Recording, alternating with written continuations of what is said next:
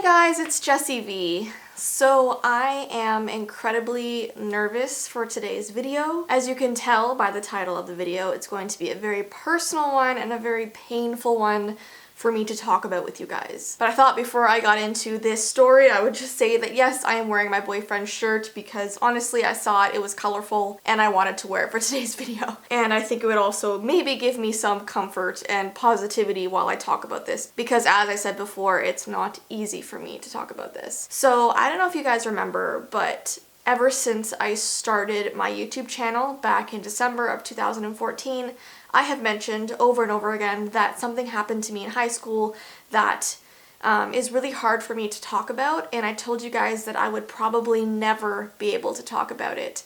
And while half of that statement is still true, I'm going to be talking about one of the things that happened to me because my grade 11 year was filled with brutal, horrible things, and one of those things I probably still will never be able to at least verbally say to you guys. I was thinking of writing a book about it, but the other thing that happened that year was I was assaulted multiple times, and that is what I'm going to be talking to you guys about today. So before I get into it, I just want to put it out there that yes, that is what today's video is about. If that makes you uncomfortable in any way, you definitely don't have to continue watching this video.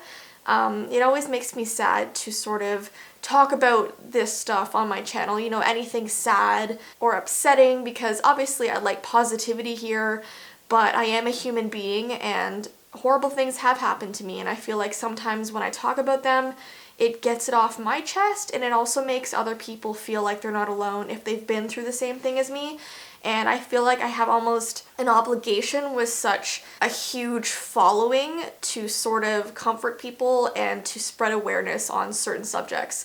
So today I'm going to be talking about my assault story, and it is very broad because I have actually had multiple occasions this sort of thing happening to me. So I think I'm going to start from the beginning. And the beginning was my grade 11 year in high school. First semester of that year, I had this other event happen to me, which, like I said, I'm not going to be talking about that probably anytime soon. So we're going to be going to the second semester. It was in February. I started up a architecture class at my high school because my dad had always wanted me to at least try architecture, and I was really curious to see if I was interested. So I went to this architecture class, and it's really important to note, especially if you're new to my channel. My longtime subscribers probably know this about me by now, but my entire life since I was a kid, I've been very shy and timid and anxious, and I was always just to myself all the time in school and stuff. I never had a lot of friends. I was bullied a lot.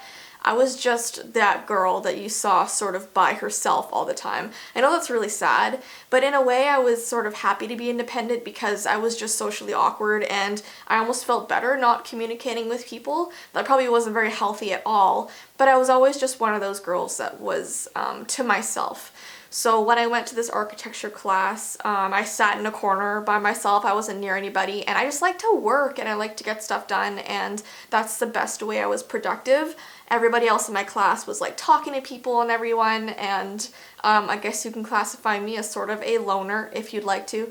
And yeah, it made me sad most days when I got home from school and I sort of like thought over my day, and I was like, well, I didn't really interact with anybody, but that's alright. But I think because of the way I was a target for this one guy in my class. I'd really like to say his real name because he really doesn't deserve any respect from me, I don't think.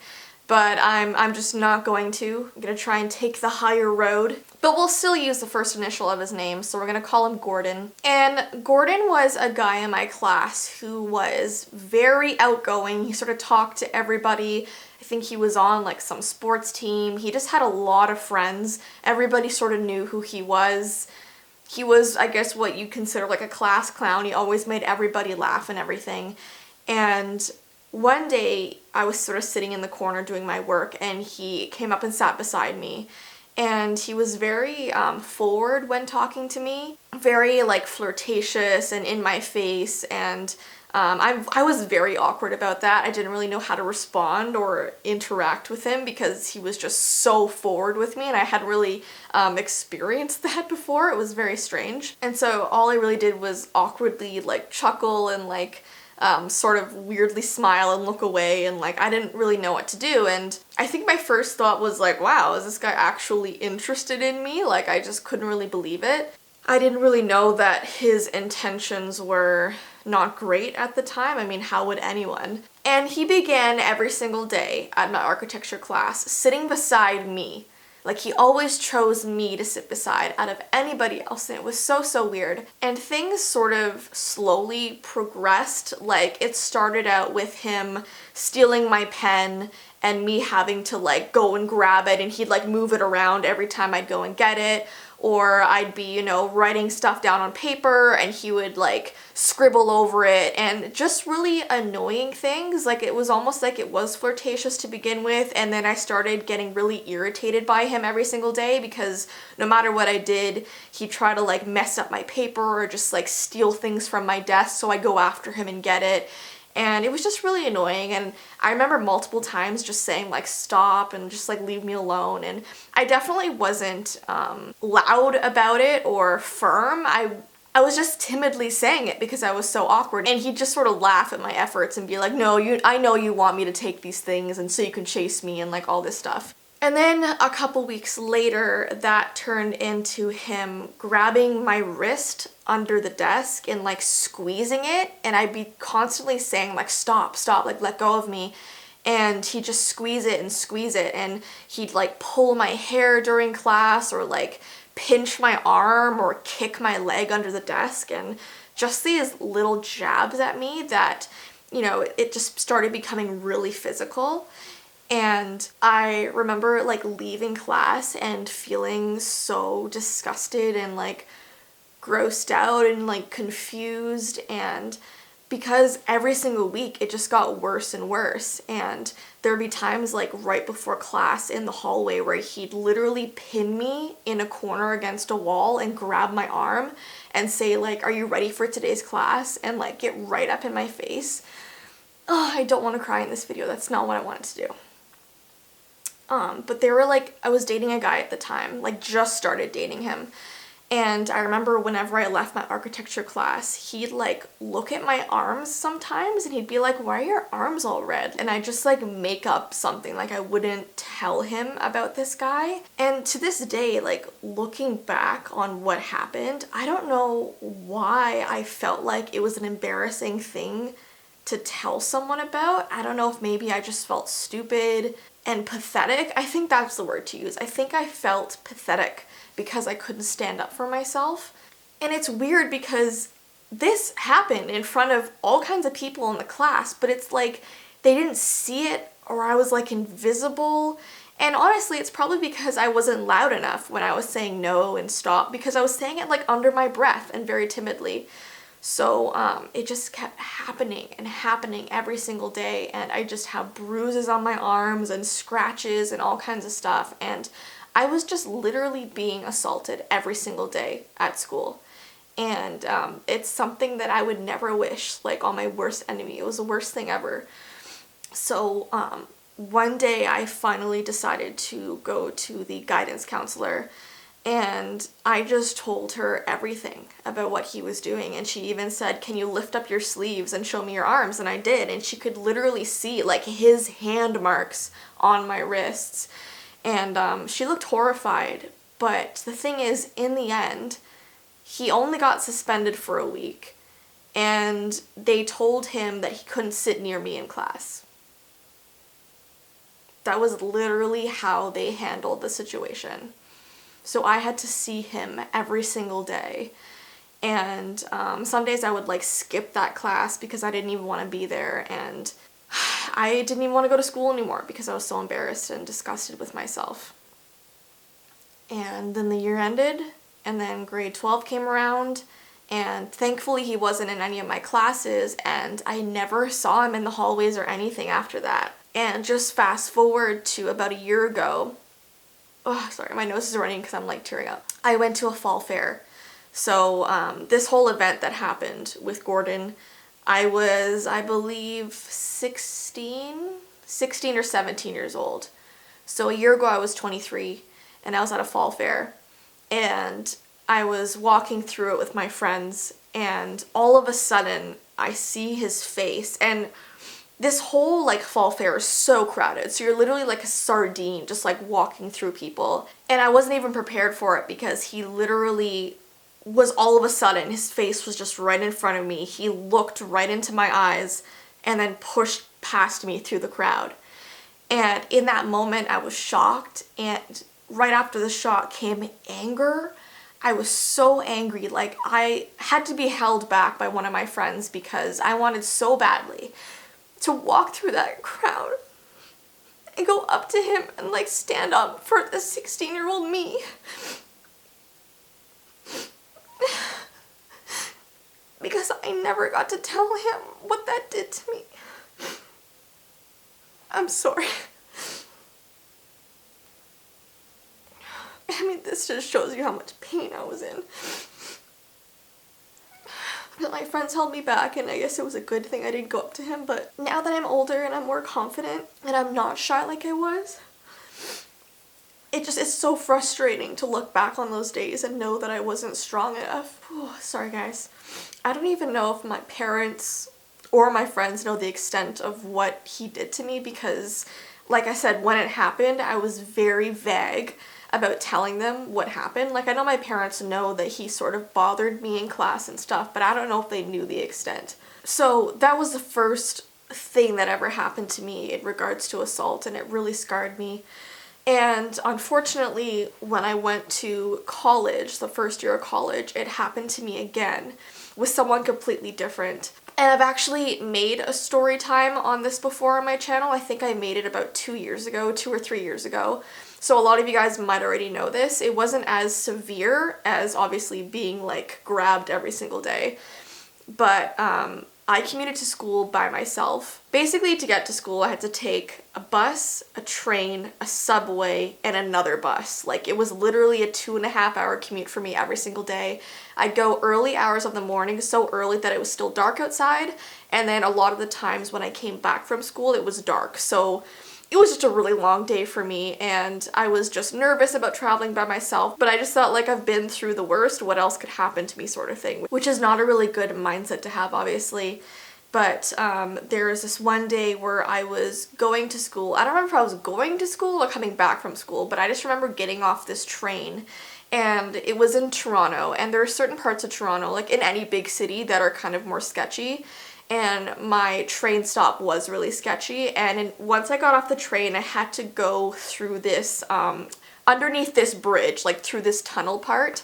And while I was walking through by myself, this guy sort of came out of an alleyway, like out of the darkness, and grabbed my arm, and he was pulling me and like wanting me to go with him. He was saying I was like pretty and he wanted to have me and all this stuff, and he just wouldn't let go of my arm.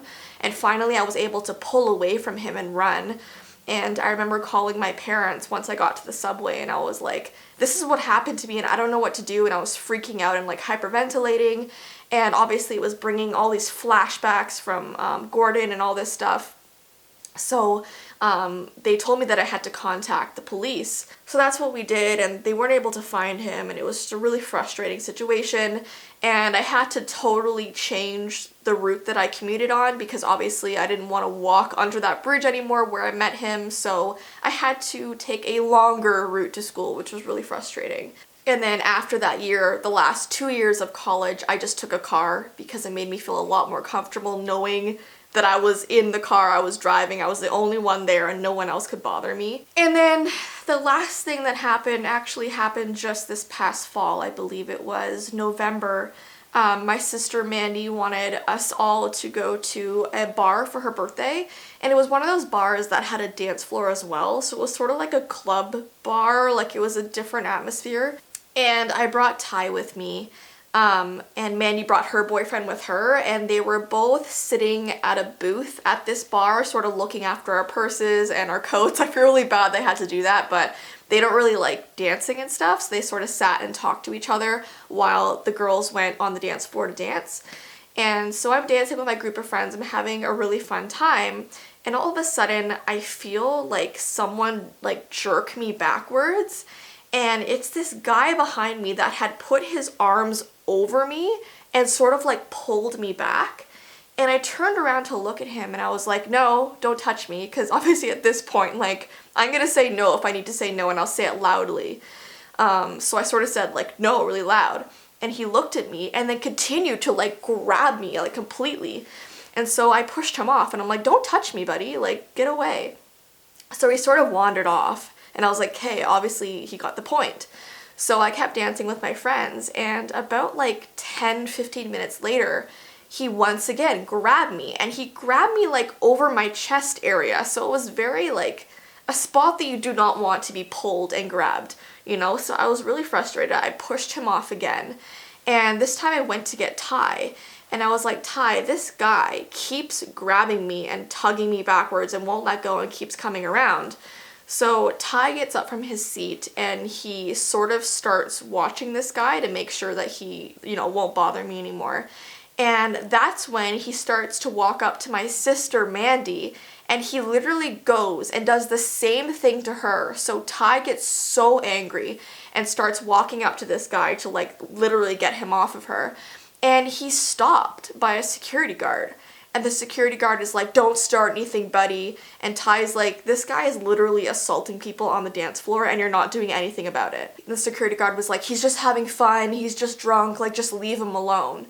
So then we all just left the bar because the security guards weren't doing anything at all, which is so disappointing. And we left and went home, and once again I had those feelings of being disgusted and just like, guys, the world is such a scary place, and unfortunately the things that I've been through have made me trust people less and have made me scared of a lot of things, and I don't want to feel that way when I go out somewhere, but I can't help but feel that way now. The one good thing, if there's anything positive that could have came out of what's happened to me, is that now I am aggressive when I say no. I'm firm about things. I'm no longer that timid, shy person that I was because of all this. But I think the main reason why I'm telling you guys this story is that if it's ever happened to you, or if it does, hopefully never, but if it does happen to you in the future, don't feel bad or embarrassed about telling somebody, because it's not something you have to be ashamed of, because it's not your fault. And I think when I was younger, I thought it was my fault because I wasn't standing up for myself, but you literally have no control of other people's actions. It was not my fault. It was his fault. So I just want you guys to know that you should never feel ashamed of telling an adult or telling someone in your life, because then they can get the situation handled and hopefully you'd never have to see that person ever again. And depending on the extent of what they did, I mean, they should pay for their actions, right? You don't want them running around doing it to other people. Like, you want to stop what they're doing right away. So don't think of it just saving yourself. Think of it saving other girls or other guys, you know? And I know sometimes it's tough coming forward because not everyone's gonna believe you, but that shouldn't stop you. Because honestly, like 99 out of 100 people will take action. And if they don't, go to someone else. Like, don't stop fighting for yourself. But I just want you to know that I love you all, and I want you all to be safe whenever you're going out. Just please bring someone with you. Make sure you're with someone that you trust, and never do something that you're uncomfortable with. Always be comfortable. Always feel like you trust someone that you're with, because I don't want this ever happening to you. But yeah, I mean, it feels kind of good to get that off of my chest and to talk about this with you guys. I know it made me really emotional, and I hate crying on my channel. I really hate it. But thank you for all of your support, and thank you for always being here for me, because honestly, I do feel comfortable telling you guys about this because you're my family and I love you. And also, I know this is sort of a sad note to talk about this on, but thank you for 900K. We just hit it last night, and I still cannot believe it. I have no words. I cannot believe that we've gotten to this point. It's absolutely amazing. It warms my heart and I feel so blessed. So thank you all so, so much. And I hope you have a good rest of your day, and I will see you in my next video. Bye!